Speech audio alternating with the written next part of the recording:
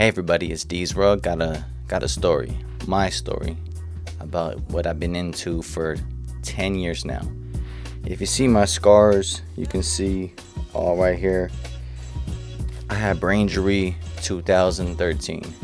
It's been 10 years now, and I'm about to talk about my story, how it started. And it's been a while now, 10 years, man. I came from a lot, from not be able to walk, not be able to talk, to remember, and all that kind of stuff. But let's go back all the way back to the beginning. I'm sorry if my speech is not great. It's because I still have brain injury. Of course, it can be the rest of my life, but I came from everything, from hell and back, just to be able to walk. Okay, so let me start this now. Okay, I got little notes right there so I can remember what I'm saying. All right. Okay, August 2013. So I'm really young. I'm just barely just 22 years old. My I just got home from half day of work, and I'm with my grandpa at his house. We're thinking what we're gonna do right now. And there's a boxing fight and all that, so we're waiting until later. We're watching a boxing fight, and later that day, I'm gonna hang out with some of my cousins to go out to play some pool to a bar. And then my father and my father, he called me, and he asked me if I like to go bowling. Now at the time, I just messed up my hand 2 months ago for my birthday, so I didn't want to go bowling because I can't play that much. And and then he was just telling me, "Oh, you have to make times with your brothers. Oh, you have to do this, all that. It's great because my brothers at the time, they're 6 to 8 years old, and then there's some cousins that he was raising them for the last 2 years, something like that. That's at the same age. So he told me, because the bowling alley is not that far from the house, maybe like 2 blocks, and he just told me, if you want to, I will take you. I will take you to the bowling alley, and after I take you home, we can just play for just 2 hours. I'm like, okay, you know what? Keep asking 1,000 questions. So I'm like, all right, you know what? I'll go. So we went to the bowling alley, and we're having a good time. And the first game we're playing, and I just remember I was hurting my hand, because my hand is my right side, my injury right now. It started bothering my hand, and I don't want to play no more. But I'm just playing just to have fun with the kids and everything. And every time my father keep telling me to watch the kids, because some of them had to use the bathroom, somebody has to do something from the snack bar. And somewhere in the first game, he came back, and he came with a lot of liquors, like mixed drinks, 6 of them. So 3 mixed drinks for him, 3 mixed drinks for me. I didn't want to drink all that stuff. I'm like, man, why did you get a lot? I'm like, man, I will sip one, but I'm not gonna drink the other ones. He said, hey, just drink the most you can. So I'm like, all right.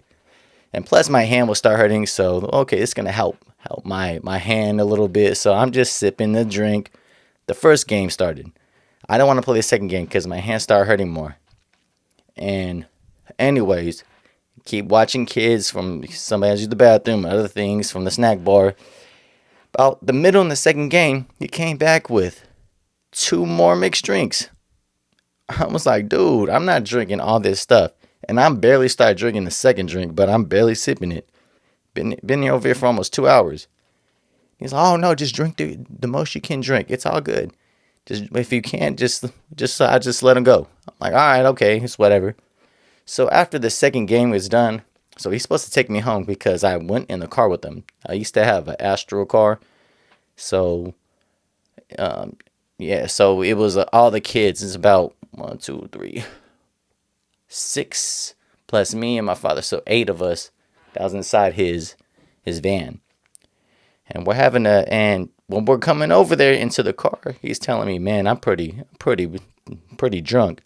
I can't drive." And if you live in Stockton, where I live, I'm from Stockton. Where I live, that's on the other side, and right there. I'm from the north. That's all the way the east side, right there on Wilson Way. So he's like, oh, you probably have to come with me, because I can't drive that far right there with the kids and everything. I'm just thinking like, dude, why you get this heck of like buzzed in like this? It's still early. It's about like 6 p.m. So anyways, I'm just thinking to my young brothers and the kids, I'm just like, you know what? I don't want him to give me a ride home and then I go home and something I found out that they had a car accident or something because he was buzzing and everything. And I was buzzed too, I'm gonna lie. I was drinking too, remember? So I'm like, I'll go with you. I called my grandpa, I told him to record the fight.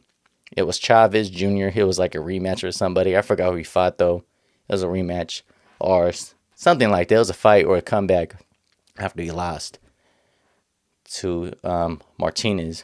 And anyways, I went to his house, and I'll say about 30, 40 minutes after his girlfriend at the time, she just got out from work, and I'm just hanging out with them, with the kids and everything. They're all doing karaoke, so we're all doing karaoke and everything. It was all fun, and as we keep going, we're having fun. Um, my I said my father, he had a bottle of liquor, had like a bottle of wild turkey. If you know what that is, that thing's strong. It's like 1.1% or something, or proof, 1.1 proof. So we took a shot and everything. We're hanging out, and to me, I'm thinking like, you know what? I could find to get a ride because at the time there's no Lyft and Uber in where I live at the time. If I did, I would have lived home. So, anyways, so we took a shot. We're just chilling and everything, and I asked him. I said, "Hey, is it cool if I have a cousin and a friend just to slide through for a little bit? We can hang out for like 2 hours, and after, can we go to? Because after we're gonna go to the bar later to go to play some pool." He's like, "Oh, it's fine. It's all good." So I had two people that's gonna slide through. One of them is like my older cousin, and to my mom's side, and then I have my friend. I know him from high school and everything, but he was kind of like a new friend at the time. So when we went to the house and we're having a good time and everything, and first my friend slide through in 30 minutes, and I introduced him to my father. And one thing when I talking to my father, he wasn't really. People gotta understand this. I wasn't really raised to my father as growing up. Yes, I like my mom and my father. By the time I was 2 years old, they split up. So as I keep going about this, I didn't really have a big relationship or a great relationship to my father as growing up because he wasn't with me all the time.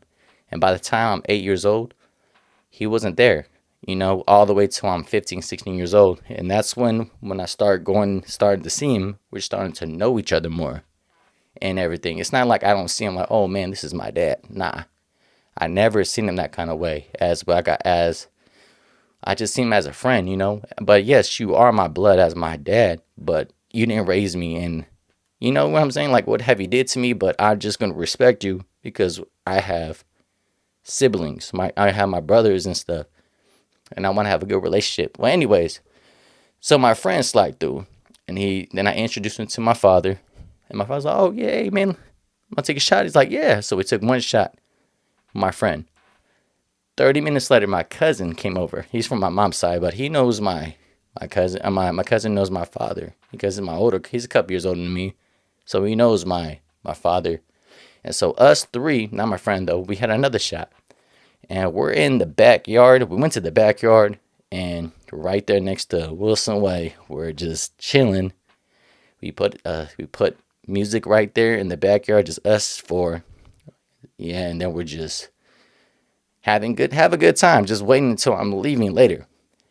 And he's making a lot of jokes, making so many jokes. I'm gonna lie, he's a funny person, my father. So we're just laughing, have a good time, let him talk.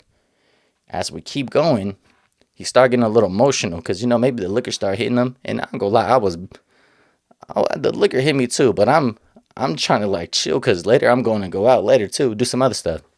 So as we keep going, he just started getting emotional for a second, talking about some stuff about me as a little kid. How come he wasn't there? I'm sorry I wasn't there, or something this kind of way. I'm trying to remember he did.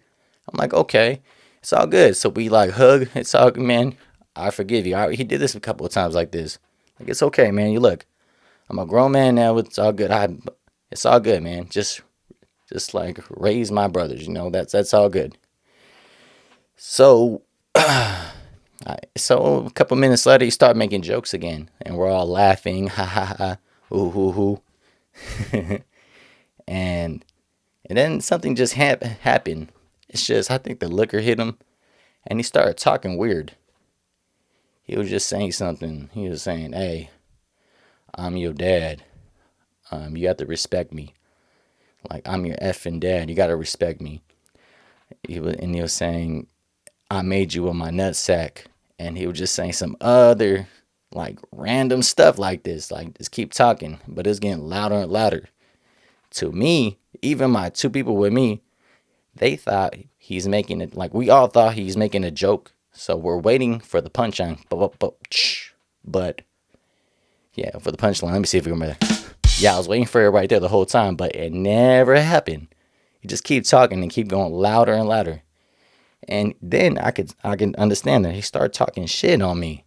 Just talking shit on me. Like I ain't shit, all this kind of stuff. And to me, I'm just we already had disagreements multiple times. There's times I hadn't seen for months. And so I just can think the liquor kind of hit me too. I'm just like, dude, I just told him like, shut up. Like, come on, man. Can you just know how to act? So we started arguing, me and him. And then he approached me. He just rushed me for a second. He just came up like, what? Trying to talk to me like that? I'm like, dude, like for real. So I put my hands, both of my hands, my bad. I put them in the back of my to my hand. I put my hands on my back, all the way back to my back and everything. And I told him, I'm like, dude, if you're gonna punch me, go ahead. I'm gonna tell you that. But I'm telling you, if you put your hands on me, I'm gonna drop you because you're irritating me. That's why I said I'm gonna drop you because you're irritating me, man. You gotta stop. Get on my face. And he just went all in my face then. Still talking right in my face. I'm a little taller than him to my father, so he just keep talking. And then I just said, hey, what the heck, man? Like, I told you what it said. So he just said, bah! He pushed me. He pushed me right on my on this side right here. He pushed me. I fell back a little bit. And then from my broken my hand was hurting. I dropped him. He fell down. Easy. It was like not easy, but yeah, he dropped. When I dropped him, I messed up my hand more. I was like, damn it, I shouldn't have did that. So my friend and my cousin, we both stopping. They're stopping the whole time. Like my friend was grabbing me and my cousin was grabbing my father. Now they're grabbing, trying to stop it. We're still throwing some punches, but they're stopping it. And this is like my biological father. So they're not gonna do anything with him. It's nothing. They're just trying to make sure it's all good for both sides. And as we keep going, it's all done. When we seen him, he had a cut right here on his face. I think when I cracked him the first time.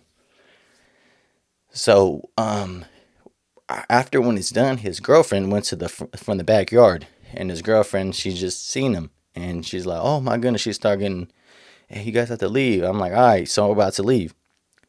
So I walked out, and I was walking up because if you live right there on Wilson Way, right there on south side places and east side, it's kind of they have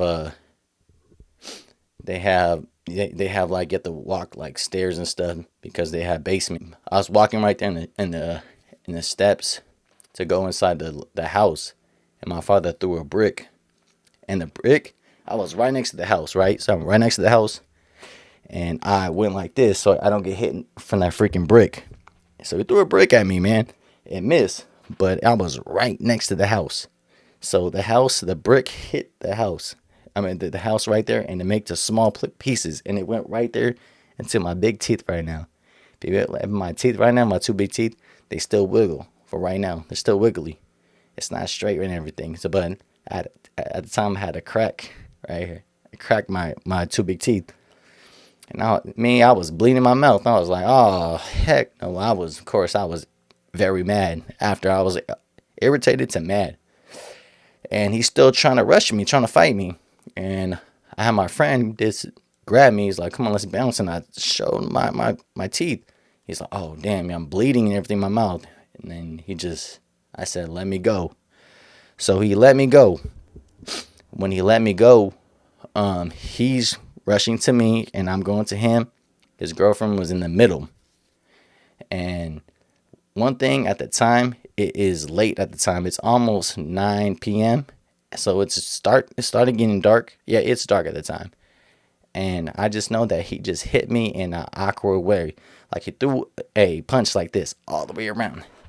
Like all the way around. And to me, I had my hand up. Now I was trying to punch him too, but I can't. His girl's in the middle. His girlfriend or ex-girlfriend or whatever he is at the time. I don't know if they are no more. So he hit me and I blocked it, but I grabbed him and we both fell on that side. And I'm gonna lie, I feel something very weird. I just feel woozy. I'm just looking at the stars. I'm just, man, I feel weak. And he walked on top of me and then he just started running. Now, one thing I know is my cousin, he did stop him because he was about to run. He just stopped him and he put him down real quick. And one thing I could just hear was his girlfriend. He just started screaming, started crying. Oh my goodness. My friend, he's looking at me. And what he did was he had a big scissor, big scissor that he used to have. I don't know which one it was. He used to do right there for gardening or something like that. He had a scissor and he stabbed me right in my brain on this side, right here. This is where my wound is right here. So he stabbed me right in my brain, and the scissor was in my brain. So my friend and my cousin, they went in shock, and they're just looking at me. When it happened, my father jumped the fence and ran, because he's a coward. He always did this shit all the time. And and then I walked up. I got up, and I'm up, and the scissor was inside my brain. So my friend and my cousin, but my friend, he's grabbing me. D, you have to go down. You have to lay down, just chill. So I went down for a second, then I got up. It's like, D, D, go back down. He grabbed me really strong. He's pretty strong. I was trying to get him. He's like, do not. And I blacked out. So after that, I went into, I think about 15, 20 minutes later, the ambulance slide through. And after that, we're, yeah, I know it's crazy. It's crazy. Yeah. So after that, they, the ambulance went to come pick me up. Oh, went to come get me. So they took me right there to the hospital next to county right there. And right there into San Joaquin Hospital, San Joaquin Hospital. So they took me to this one first. But at the time, they're looking at my brain and they need someone to do surgery for me. And so for the last second, they're trying to find anybody. And luckily, they just had a doctor that was in Modesto. He did my surgery. So they put me into an ambulance. And to be honest, though, I don't know how I stay alive the whole time. That's what they tell me. It's crazy how I was still alive the whole time, but I was up. I guess I was up. I don't remember, but I'm looking and everything. Right when to Modesto, they put me into a coma from my surgery. And so if you look at right here, they put scars inside of me. Scars. And I'm like, yo, scars, man. And first they put me a tube to try to help inside my brain on this side. So they put one tube and a second tube. They both did not work. And the last thing they do, they cut most of my brain. And they put me into a coma for 4 days, 4 nights. And I was right there in ICU. Right there. And my family and my friends, they couldn't come and see me because they had let my brain heal. And it was still investigating. They're just trying to see what's happening. Because, if I do pass away, my father's going to get murdered for killing me, for murder. And after, I guess one thing that my cousins and my family, they said at the time, there's a big risk that I'm not going to wake up from the coma. And if I do, I'm not going to, it's like I might not even blink. And if you don't blink, that means you're alive because I'm using a machine with me. But if I don't if I get up and I'm not breathing by myself, that means I'm like a vegetables. I'm dead. I'm basically dead, you know? So there was a family and somebody that was inside the machine too. And this person, they're going to take off the tube and they're saying goodbye at the same time. And I guess they believe that he's probably going to pass away when they take off the tube. And my family was right there, and right when they take off the tube, the person started breathing. So everybody in my family like, oh, D could probably do it. Man, I believe it, you know. So after that 4 days, 4 nights in the coma, they take off the tube, and I got up, and I was off the coma. I got up and I started breathing, and first thing I seen was my mom and my auntie. They both was there, and I didn't remember anything. I was, what the hell? The one thing I would say when I was in the coma, it's hard to explain how it is when you, or what you believe about this, or what you think about that for the 4 days, 4 nights. When I do remember some things, because it's hard to explain. It's more like it's about you trying to find the light, or you're trying to go to the in the dark is trying to take you. That's one thing I remember. It's the light. And you have multiple dreams and everything, but I say the whole thing is all about going to the light the whole time. And when I got up, I told you I didn't remember what happened, and yep. And I couldn't feel my right side. I couldn't do anything, and I just did not know I didn't understand why am I hurt. I thought I had a car accident. I thought something. I did not know why I'm injured. But that's one thing, they found out that I'm alive, and it's crazy that I didn't pass away. So that's why I am thankful why I'm still alive. And so this is just a quick thing, one part of my injury. So this is how my injury started. Now, there's more things to talk about my injury when I started, but that's basically my side, and that's what I'm gonna say about it. But one thing I know is you have to just believe yourself, and you can't stop. Life is way too short, man. So I'm gonna go right there to part 2, and it's all about my recovery. Okay, so hit me on the comments. Tell me what you think about this, and share some stories, share about yours, share everything. So thank you for everybody. All right, man. Like.